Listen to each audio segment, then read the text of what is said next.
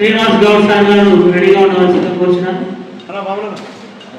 మళ్ళీ ఇలాగే ఉన్నాడు మేడం, అందరూ కలిసి కొత్త గ్రూప్ ఫోటో కూడా అవుతుంది. హుసేన్ యాదవ్ గారు వ్యాపారుల హెచ్ఎం గారు సన్మానం పొందవచ్చు. తర్వాత సురేష్ గారు వైశాఖపూర్లో ప్రస్తుతం పనిచేస్తున్నారు. వారికి ఇవే మా సన్మానం. తీసుకుంటున్నాడు సార్ ఇక్కడ అందరు వెంకటనారాయణ అవార్డు పొందినందుకు సన్మానం. వెంకటరావు సారు ముందు రాష్ట్ర స్థాయిలో కూడా అదేవిధంగా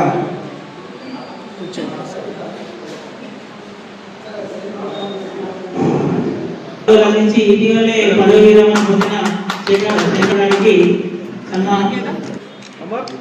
శేఖర్ సార్ భారత్ మాతా కీ జై, సరస్వతి మాతా కీ జై.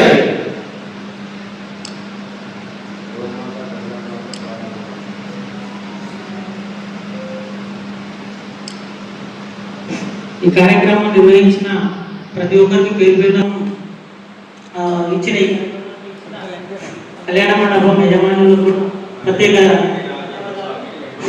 టెంపుల్ పాటుగా మరి శేఖర్ సార్ గురించి చెప్పాలంటే యోగా అనుకోండి, దేవత సార్ గురించి కానీ యోగా ఆరోగ్య క్లబ్ ఇవన్నీ కూడా యువతను మంచి మార్గంలో సన్మార్గంలో నడిపించడానికి ఎన్నో కార్యక్రమాలు చేపడుతున్నారు. వారందరూ కూడా మనకు ఆదర్శప్రాయంగా ఉన్నారు. ఇంకా ముందు కూడా ఇంకా ఎన్నో కార్యక్రమాలు చేయాలి. ముఖ్యంగా యువతను సన్మార్గంలో నడిపించడానికి ఎన్నో కార్యక్రమాలు నిర్వహించాలని మనస్ఫూర్తిగా కోరుకుంటున్నాను. అదేవిధంగా నిన్న వినాయక నిమజ్జనంలో జరిగినటువంటి అక్కడ మనకు కొత్తగా ఏం కనిపించిందంటే భజన కార్యక్రమం, నృత్య రూపకంగా ఇవన్నీ కూడా కొత్తగా కనిపించినాయి. చాలా సంతోషంగా అనిపించింది.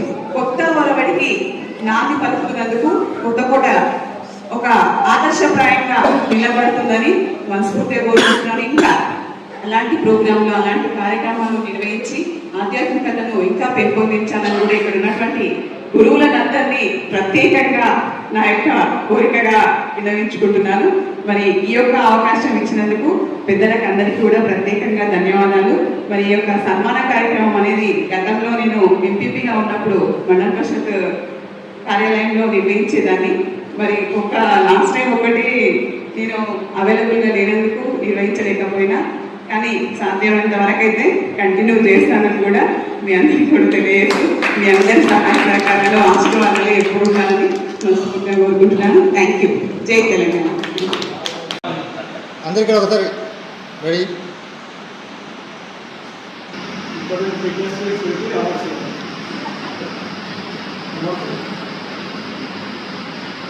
Thank you.